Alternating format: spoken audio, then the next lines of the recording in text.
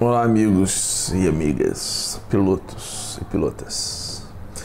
Vamos lá, eu fiz aqui um vídeo para a gente estudar a respeito, né, vamos relembrar algumas frases-chave, respostas, padrões, o que responder, o que não responder, né? Eu peguei isso aqui da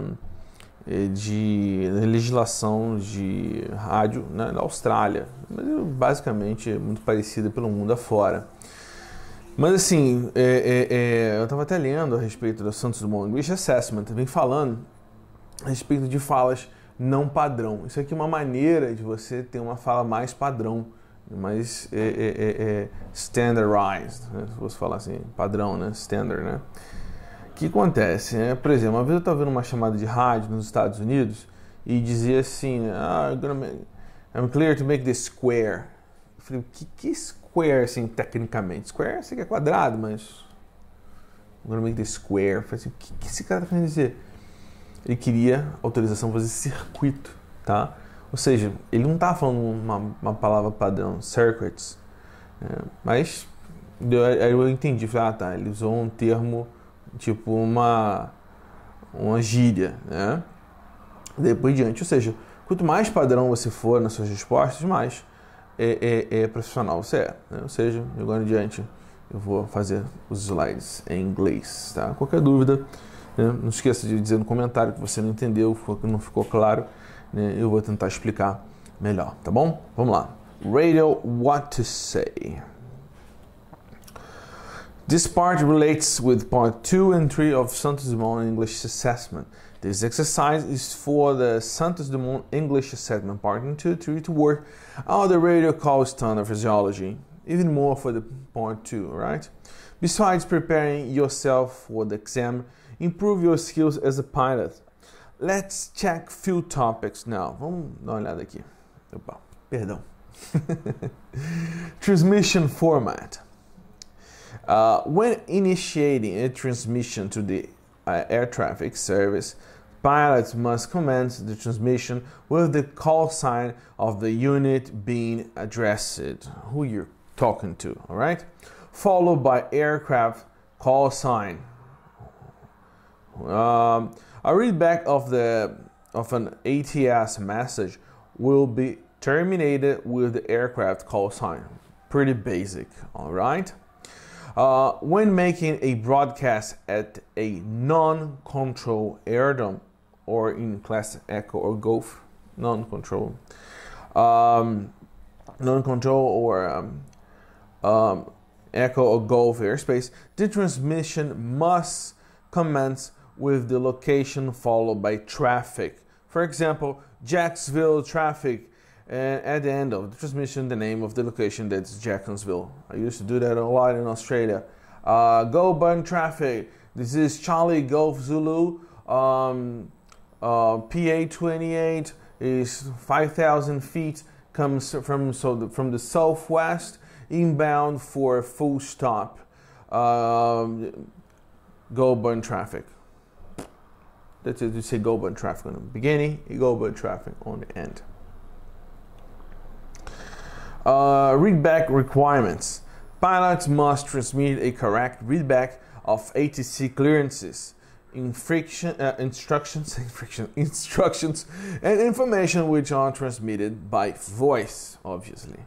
For other than the ATC route clearance, only key elements of the following clearances, instructions, or information must be read back, ensuring sufficient details included to indicate compliance. So yeah, just need to read back what's really important. We know that as pilots, when we're revising our knowledge here. An ATC route clearance in its entirety and any amendment. En route holding instructions. Any route and runway holding position specified in a taxi clearance. So I gotta hold up on taxi Charlie, don't cross taxiway Kilo, don't cross taxiway Kilo, whatever. Any clearances, conditional clearance or instruction to hold short of enter, land on, line up on, wait, take off from, cross, taxi, backtrack, or any runway. Okay, if you're clear to land, you gotta say back, you're to land. Obviously, very important. Tell to wait. Charlie Golf Zulu, wait wherever you are. Wait, don't cross taxiway Charlie. Don't crossway Charlie. You gotta say back. Okay. Any approach clearances. Any approach clearance. You're clear to ILS runway 24 left. You gotta say back. Assigned runway, altimeter, settings directed to a specific aircraft, radio and radio navigation aid frequency instruction. Assigned runway, obviously, you gotta say where you're gonna land. You're not gonna say, I'm gonna land some suitable runway. No, you gotta say, I'm gonna land on runway 11, gonna land on runway 28, and whatever, okay?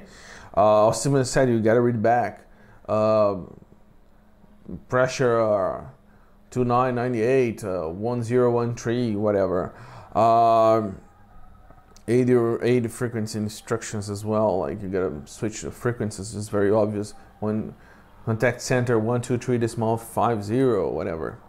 SSR codes, data link codes. SSR codes is very important as well for your transponder. You gotta read back the transponder.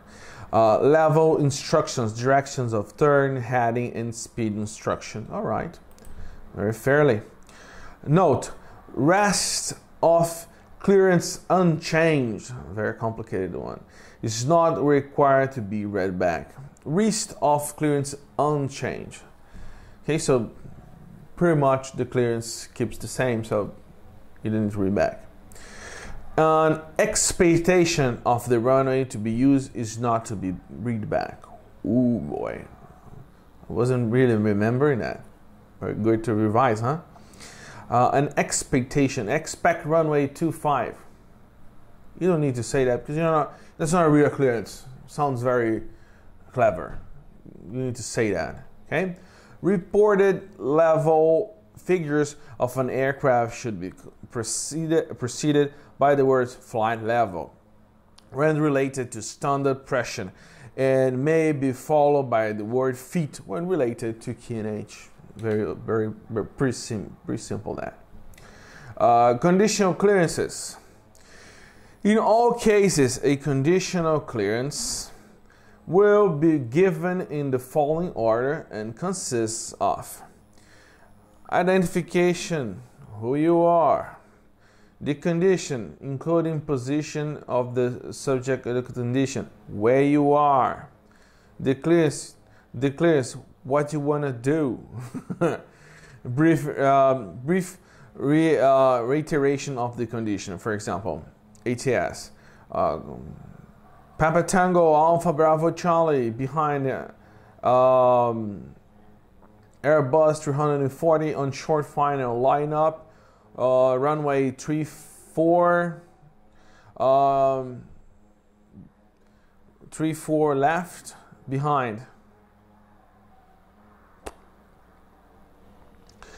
Pilot behind the, so whatever, behind the A340 lining up, runway 34 left, Papa Tango Alpha Bravo Charlie. All right, so yeah, so you gotta say like behind the A340 lining up, runway 34 left, call sign Papa Tango Alpha Bravo Charlie. Pretty simple, but we're revising something here. Rote terminology. The phrase flight planned route may be used to describe any route or portion thereof that is identical to that filed in the flight notification with sufficient routing details given to definitely establish the aircraft on its route. Flight plan route, whatever you logged on your system that you're gonna do, okay? Like a controller can say you that, like flight plan route, like just keep whatever you assign it you were doing, okay? Amended route or level. Whenever a situation arises whereby an aircraft in the initial clearance is cleared on a route and or at a level other than the expected according to the flight notification, ATS will prefix the route and or level detail with the term amended to alert the pilot that the clearance is different to that expected. All right, so like if you during the flight you change the place you gotta go, you're gonna have an amendment. You're gonna be amended. All right. So, for example, here an aircraft, Papa Tango Alpha Charlie Bravo, cleared to. Maybe he was going to Guarulhos International. Maybe he has an amendment changing the airport. Well, maybe in the destination if the region the airport is closed. And you get like amended level, like the guy fire on the system, he wanted to fly 10,000 feet. Now he's asking him to fly like 8,000 feet. Okay, let's keep going. The prefix amended will not be used when an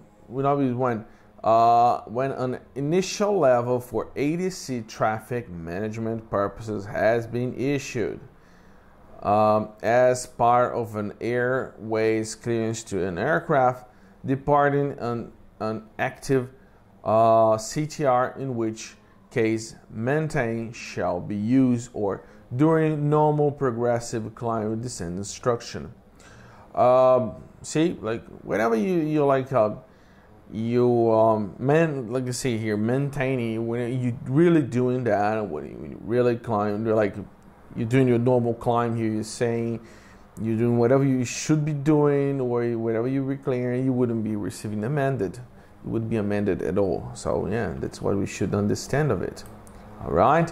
When issue airways clearance, when they give you a airways clearance, issues that when issue airways clearance needs to be changed, air traffic service ATS will prefix the new route and or level details with the term re-clear to indicate the pilot that change has been made to the previous clearance, that this new clearance supersedes the previous clearance of part or part thereof. So we'll the phrase is very simple. Re-clear just was cleared again. It's very simple. The level will be stated in all clearance changes, regardless of whether a change to initially cleared level is made or not. For example, aircraft call sign we're clear to from São Paulo, from some Guarulhos to Congonhas, and you're gonna state your level.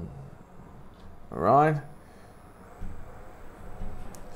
Well, that was a very short class. Just to remember those things. Hope you guys like it. Then remember to hit the like button, comment below. If something I said wasn't real clear, please let me know. I'll try to fix it up, or maybe even do a new video about it. Okay? See you guys. Bye bye.